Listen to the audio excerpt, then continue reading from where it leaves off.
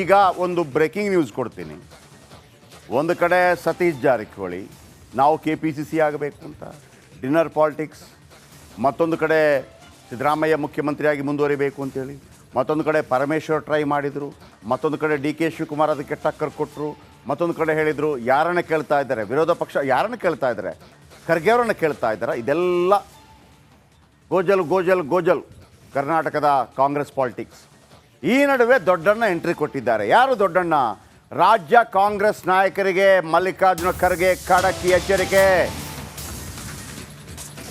ಎಂತ ಎಚ್ಚರಿಕೆ? ಶಟ್, ಎಲ್ಲರೂ ಬಾಯಿ ಮುಚ್ಕೊಂಡಿರ್ಬೇಕು,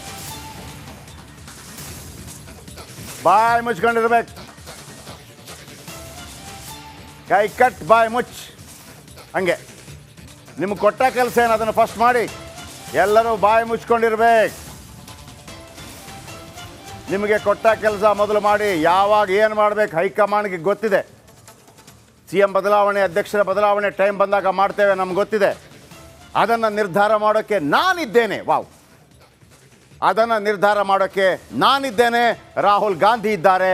ಅಲ್ಲಿಯವರೆಗೂ ಎಲ್ಲರೂ ಕೂಡ ಶಟ್ ಅಪ್, ಬಾಯಿ ಮುಚ್ಕೊಂಡಿರ್ಬೇಕು. ರಾಜ್ಯ ಕಾಂಗ್ರೆಸ್ ನಾಯಕರಿಗೆ AICC ಅಧ್ಯಕ್ಷ ಮಲ್ಲಿಕಾರ್ಜುನ ಖರ್ಗೆ ಖಡಕ್ ವಾರ್ನಿಂಗ್ ಕೊಟ್ಟಿದ್ದಾರೆ. ಅವರು ಕಾಯುವಷ್ಟು ಕಾದರು ವೆಯ್ಟ್ ಮಾಡಿದರು. ಈ ಸತೀಶ್ ಜಾರಕಿಹೊಳಿ, ರಾಜಣ್ಣ, ಆಮೇಲೆ ಮಹದೇವಪ್ಪ, ಮತ್ತೊಂದು ಕಡೆ ಚನ್ನಗಿರಿ ಶಾಸಕ, ಮತ್ತೊಬ್ಬ ಮಂಡ್ಯ ಶಾಸಕ, ಒಂದು ಕಡೆ ಸಿದ್ದರಾಮಯ್ಯ ಜೈ ಅನ್ನೋದು, ಒಂದು ಕಡೆ DK ಶಿವಕುಮಾರ್ಗೆ ಜೈ ಅನ್ನೋದು.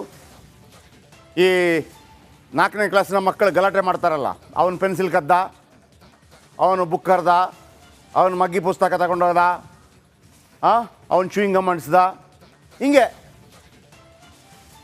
ಅಷ್ಟರಲ್ಲಾಗುವಾಗ ದೊಡ್ಡವರಿಗೆ ಗೊತ್ತಾಗ್ಬಿಡ್ತು, ಏಯ್ ಬರಲಿ, ಒಬ್ಬನು ಮಾತಾಡಬಾರ್ದು ಇನ್ನು ಮುಂದೆ. ಹಡಪ್, ಖರ್ಗೆ ಅವರು ಕೊಪ್ಕೊಂಡ್ರೆ ಹಂಗೇನೆ. ಕೇಳಿಸ್ಕೊಳ್ಳಿ ಏನು ಹೇಳಿದ್ದಾರೆ ಅಂತ. ಎಲ್ಲರೂ ಬಾಯಿ ಮುಚ್ಚಿಕೊಂಡು ಸುಮ್ಮನೆ ಕೆಲಸ ಮಾಡಬೇಕು. ಯಾವಾಗ ಏನು ನಿರ್ಣಯ ತಗೊಳ್ಬೇಕು ಅದು ನಮಗೆ ಬಿಟ್ಟಿದ್ದು. ಮೊದಲ ಕೊಟ್ಟಂಥ ಕೆಲಸಗಳನ್ನು ಮಾಡಿ ಜನರಿಗೆ ಅಭಿವೃದ್ಧಿ ಕಡೆ ಒಯ್ದು ಮತ್ತು ಪಕ್ಷಕ್ಕೆ ಬಲ ತಂದು ಆ ಕೆಲಸ ಮೊದಲು ಮಾಡಲಿ.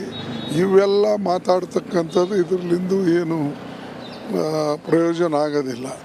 ಎಲ್ಲರೂ ಬಾಯಿ ಮುಚ್ಚಿಕೊಂಡು ಸುಮ್ಮನೆ ಕೆಲಸ ಮಾಡಬೇಕು.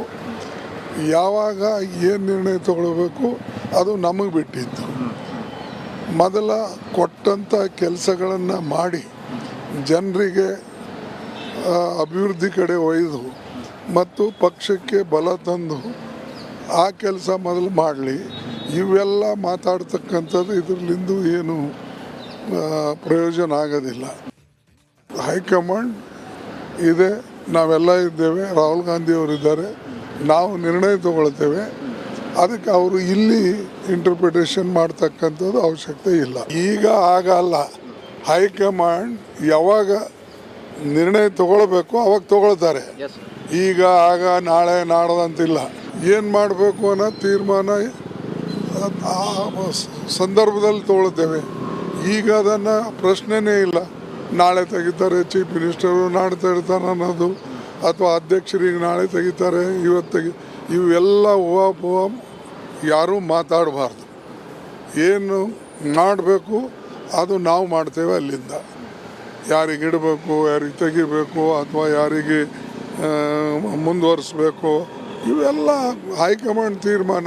ಹೈಕಮಾಂಡ್. ಓಕೆ, ಬಸವರಾಜ್ ನಮ್ಮೊಂದಿಗೆ ನೇರ ಸಂಪರ್ಕದಲ್ಲಿದ್ದಾರೆ. ಇದರ ಬಗ್ಗೆ ಬಸವರಾಜ್, ನೀವು ಮಲ್ಲಿಕಾರ್ಜುನ ಖರ್ಗೆ ಅವರ ಹೇಳಿಕೆಯನ್ನು ಗಮನಿಸಿದ್ರಿ ಅಂದ್ಕೊಂಡಿದ್ದೀನಿ. ಇದರಲ್ಲಿ ಏನಾದರೂ ನಿಮಗೆ ಮಲ್ಲಿಕಾರ್ಜುನ ಖರ್ಗೆ ಹೇಳಿಕೆ ಹಿಂದೆ ಏನಾದರೂ ಏನೋ ಇಂಡೈರೆಕ್ಟಾಗಿ ಡೈರೆಕ್ಟಾಗಿ ಏನಾದರೂ ಹೇಳಿದರು ಅಂತ ಅನಿಸ್ತಾ ಇದೆಯಾ? ಜಯಪ್ರಕಾಶ್ ಡೈರೆಕ್ಟಾಗಿ ಹೇಳಿದ್ದಾರೆ, ಬಟ್ ಅದು ತಡವಾಯಿತು ಮತ್ತು ಹೇಳುವ ಜಾಗದಲ್ಲಿ ಕರೆಸಿ ಯಾರ್ಯಾರು ಹೇಳಬೇಕಾಗಿತ್ತು ಅದನ್ನು ಆ ಕೆಲಸ ಖರ್ಗೆ ಅವರು ಮಾಡಲಿಲ್ಲ ಅನ್ನುವಂಥದ್ದು ಈಗ ಒಂದು ಪ್ರಶ್ನೆ ಕಾಡುತ್ತೆ. ಯಾಕಂದರೆ ಸಾಕಷ್ಟು ಬೆಳವಣಿಗೆಗಳು ರಾಜ್ಯ ರಾಜಕೀಯದಲ್ಲಿ ನಡೀತಾ ಇದ್ದಾವೆ, ರಾಜ್ಯದವರೇ ಇದ್ದಾರೆ, ಕನ್ನಡ ತಿಳಿಯುತ್ತೆ, ಕನ್ನಡ ಮಾಧ್ಯಮಗಳಲ್ಲಿ ಏನು ಹೋಗ್ತಾ ಇದೆ ಅನ್ನುವಂಥದ್ದು ಗೊತ್ತು, ಯಾರ್ಯಾರು ಏನೇನು ಮಾತಾಡ್ತಾ ಇದ್ದಾರೆ ಅನ್ನುವಂಥದ್ದು ಗೊತ್ತು. ಇಷ್ಟೆಲ್ಲ ಆಳ ಆಗಲ್ಲ ಗೊತ್ತಿದ್ದು ಕೂಡ ಸೂಕ್ಷ್ಮವಾಗಿ ಇರ್ತಕ್ಕಂಥ ವಿಚಾರವನ್ನು ಗಂಭೀರವಾಗೋಕ್ಕೆ ಬಿಟ್ಟು ಈಗ ಅಂತಿಮವಾಗಿ ಒಂದು ಎಚ್ಚರಿಕೆ ಕೊಡುವಂಥದ್ದು, ಅದು ಗಟ್ಟಿ ದನಿಯಲ್ಲಿ ಕೊಟ್ಟಿದ್ದಾರೆ ಅಂತ ನಾವು ಭಾವಿಸೋಕ್ಕೂ ಆಗಲ್ಲ, ಆದರೆ ಕೊಟ್ಟಿದ್ದಾರೆ ಎಚ್ಚರಿಕೆ. ಆದರೆ ಇದನ್ನು ಎಷ್ಟರ ಮಟ್ಟಿಗೆ CM ಬಣ ಇದನ್ನು ಗಂಭೀರವಾಗಿ ತೆಗೆದುಕೊಳ್ಳುತ್ತೆ ಅನ್ನುವಂಥದ್ದು. ಯಾಕಂದರೆ ಹೈಕಮಾಂಡ್ ಕೊಟ್ಟಿರ್ತಕ್ಕಂತಹ ಒಂದು ಉಲ್ಲೇಖ, ಪತ್ರಿಕಾ ಹೇಳಿಕೆ 6 ತಿಂಗಳವರೆಗೂ MP ಇಲೆಕ್ಷನ್ವರೆಗೂ ಮಾತ್ರ DK ಶಿವಕುಮಾರ್ ಅವರು KPCC ಅಧ್ಯಕ್ಷರಾಗಿರ್ತಾರೆ ಅಂತ ಅದನ್ನಷ್ಟೇ ಕೇಳ್ತಾ ಇದ್ದಾರೆ, ಅವರು ಪ್ರಶ್ನೆ ಮಾಡ್ತಾ ಇದ್ದಾರೆ. ಅದನ್ನು ಗಟ್ಟಿಯಾಗಿ ನೀವು ಹೇಳಿ ಅವರೇ ಮುಂದುವರಿತಾರಾ ಇಲ್ವಾ ಅನ್ನೋದನ್ನು ಗಟ್ಟಿಯಾಗಿ ಹೇಳಿ ಅನ್ನುವಂಥದ್ದು ಪ್ರಶ್ನೆ. ಅದನ್ನು ಹೇಳೋಕ್ಕೂ ಕೂಡ ಹಿಂದೆಟಾಗ್ತಕ್ಕಂಥದ್ದು. ಆದರೆ ಒಂದು ಹೇಳಿಕೆಯನ್ನು ಇವತ್ತು ಕೊಟ್ಟಿದ್ದಾರೆ ಖರ್ಗೆ ಅವರು, ನಾವು ಯಾವಾಗ ಏನು ಮಾಡಬೇಕು ಏನು ಮಾಡಬಾರ್ದು ಅನ್ನುವಂಥದ್ದು ನಮಗೆ ಗೊತ್ತಿದೆ. ರಾಹುಲ್ ಗಾಂಧಿ ಇದ್ದಾರೆ, ನಾನು ಓಕೆ ವೀಕ್ಷಕರೇ, ಅದು ಬಸವರಾಜ್ ತಮ್ಮ ಪಾಲನ ಅಂದರೆ ಅವರು ಗ್ರಹಿಸಿಕೊಂಡ ರೀತಿಯಲ್ಲಿ ಹೇಳಿದರು. Okay, it's good. ಆದರೆ ಮಲ್ಲಿಕಾರ್ಜುನ ಖರ್ಗೆ ಅವರ ಕರೆಕ್ಟಾಗಿ ಅವರ ಎರಡನೇ ಹೇಳಿಕೆಯನ್ನು ಗಮನಿಸಿದರೆ ಒಂದಂತೂ ಭಾಳ ಸ್ಪಷ್ಟ ಆಗತ್ತೆ. ನಾನು ಕೇಳ್ತೀನಿ, ಕೇಳಿ. ಈಗ ಮುಖ್ಯಮಂತ್ರಿ ಬದಲಾವಣೆ ಇಲ್ಲ ಅಂತಂದರೆ ಮಲ್ಲಿಕಾರ್ಜುನ ಖರ್ಗೆ ಏನು ಹೇಳಬೇಕಾಗಿತ್ತು? ಯಾವುದೇ ಕಾರಣಕ್ಕೂ ಮುಖ್ಯಮಂತ್ರಿ ಬದಲಾವಣೆ ಇಲ್ಲ. ಆದರೆ ಮಲ್ಲಿಕಾರ್ಜುನ ಖರ್ಗೆ ಏನು ಹೇಳ್ತಾ ಇದ್ದಾರೆ? ಯಾವಾಗ ಚೇಂಜ್ ಮಾಡಬೇಕು, ಯಾವಾಗ ಯಾರನ್ನು ಕೂರಿಸಬೇಕು, ಯಾವಾಗ ಯಾರನ್ನು ಇಳಿಸಬೇಕು ಅದು ನಮಗೆ ಬಿಟ್ಟು. ದಟ್ ಮೀನ್ಸ್ ಸಿದ್ದರಾಮಯ್ಯನವರು ಖಂಡಿತವಾಗ್ಲೂ ಬದಲಾಗ್ತಾರೆ. ಇದು ಆ ಹೇಳಿಕೆಯಿಂದ ಸ್ಪಷ್ಟ ಆಗ್ತಾ ಇದೆ. 2.5 ವರ್ಷದ ನಂತರ ಸಿದ್ದರಾಮಯ್ಯನವರ ಪಟ್ಟ ಅಲಗಾಡತ್ತೆ. ನೀವು ಬೇಕಿದ್ರೆ ರಿಪೀಟ್ ಹಾಕಿ ಕುಮಾರ್, ಇನ್ನೊಮ್ಮೆ 2ನೇ ಬೈಟನ್ನು ಹಾಕಿ, ಅದರಲ್ಲಿ ಮಲ್ಲಿಕಾರ್ಜುನ ಖರ್ಗೆ ಅವರು ಹೇಳ್ತಾ ಇರುವಂಥ ಮಾತಿನ ಮರ್ಮವನ್ನು ಗಮನಿಸಿ. ಯಾರನ್ನು ಯಾವಾಗ ಕೂರಿಸಬೇಕು, ಯಾವಾಗ ಇಳಿಸಬೇಕು, ಅದು ಯಾವ ಟೈಮಲ್ಲಿ ಮಾಡಬೇಕು, ನಾಳೆ ಮಾಡ್ತೀವೋ ನಾಡಿದ್ದು ಮಾಡ್ತೀವೋ ಅಂತ ಯಾಕೆ ಹೇಳಬೇಕಾಗಿತ್ತು?